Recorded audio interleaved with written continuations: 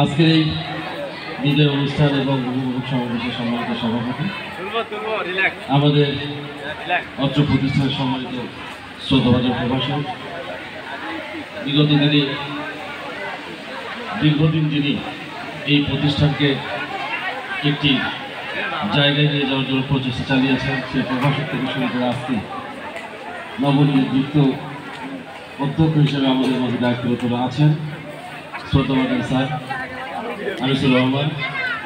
আজকের এই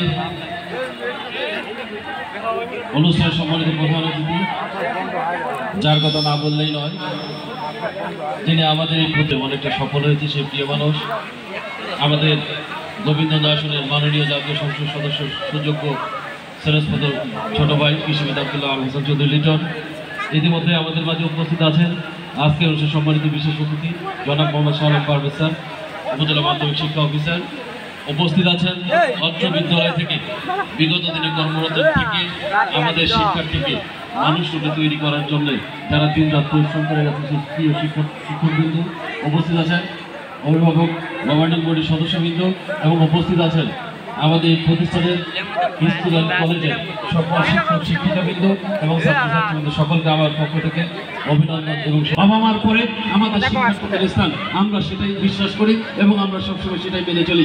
আজকে চলার মধ্যে হয়তো বা তোমাদের অনেকের সঙ্গে আমাদের দেখা না হতে শিক্ষকবৃন্দ, সকল শিক্ষিকাবৃন্দ আজকে দিন রাত পরিশ্রম করে যাচ্ছে, তারা নিজের সংসারের কথা চিন্তা না করে নিজের বাচ্চা কাচ্চা হয়তো বা আমরা চিন্তা করি, কিন্তু তারপরও আমরা তোমাদেরকে বাচ্চা সমতুল্য মনে করি যে তোমরাও আমাদের একজন বাচ্চা, এবং সেই বাচ্চাগুলোকে আমাদের শিক্ষিত করে তুলতে হবে, সেই বাচ্চাগুলোকে মানুষের মতো মানুষ করতে হবে। তোমাদেরকে বলতে চাই, আজকের এই অনুষ্ঠানের মধ্য দিয়ে তোমরা আগামী দিনে নিজেদের চলার পথ খুঁজে নেবে, তোমরা আগামী দিনে তোমাদেরকে আরো ভালো জায়গায় অধিষ্ঠিত করবে, এই আশা প্রত্যাশা রাখছি। পাশাপাশি অভিভাবকবৃন্দ আজকে কলেজের নবনিযুক্ত অধ্যক্ষ মহোদয়ের কাছে অনুরোধ রাখবো, অবশ্যই অভিভাবকরা শিক্ষার্থীর জীবনে সর্বোচ্চ একটি জায়গা। অভিভাবক যদি নিজেরা সচেতন হয়, অভিভাবকরা যদি নিজেদের বাচ্চা কাচ্চার পড়ালেখার প্রতি এবং তাদের চলার প্রতি একটা লক্ষ্য রাখে, আমার বিশ্বাস আমাদের ছেলে মেয়েরা ভালো করবে, আমাদের ছেলে মেয়েরা উৎসাহ এবং উদ্দীপনা পাবে। সেই জন্য অভিভাবকদের দৃষ্টি আকর্ষণ করে বলছি, আপনারা শুধু ছেলে মেয়েকে স্কুল কলেজে পাঠিয়ে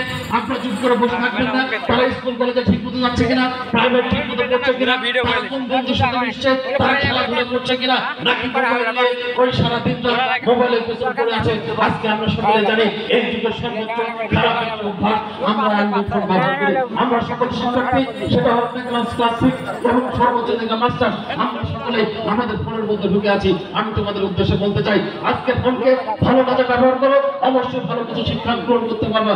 আজকে ফোন যেমন ভালো দিক আছে তেমনই খারাপ দিক আছে। আমি তোমাদের উদ্দেশ্যে বলতে চাই, তোমাদের জীবনে এখন টার্নিং পয়েন্ট, এই পয়েন্ট থেকে তোমরা তোমাদের জীবনের লক্ষ্য খুঁজে নিতে পারবা। তোমরা যদি মনে করো তোমাদের জীবন একটাই, এই জীবনে ভালো কিছু করতে হবে, কেননা আমাদের প্রতিটা বাবা মা আমাদেরকে স্বপ্ন দেখে আমরা কোন ঘরে জন্মগ্রহণ করেছি এটা বড় কথা নয়, আমরা কার সন্তান এটা বড় কথা নয়, আমি মানুষ হিসেবে কতটা ভালো এটা সবচেয়ে বড় কথা, আমি শিক্ষায় কতটা বড় হয়েছি এটাই সবচেয়ে বড় কথা।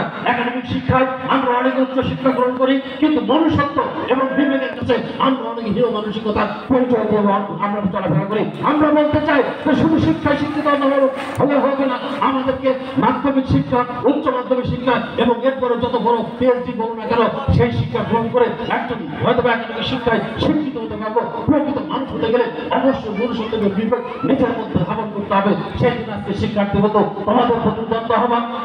আমরা বিশ্বাস করি আমরা কোন কলেজে পড়েছি, কোন স্কুলে পড়েছি এটা বিপজ্জ বিষয় নয়, আমি কতটা শিখেছি, আমি কতটা জেনে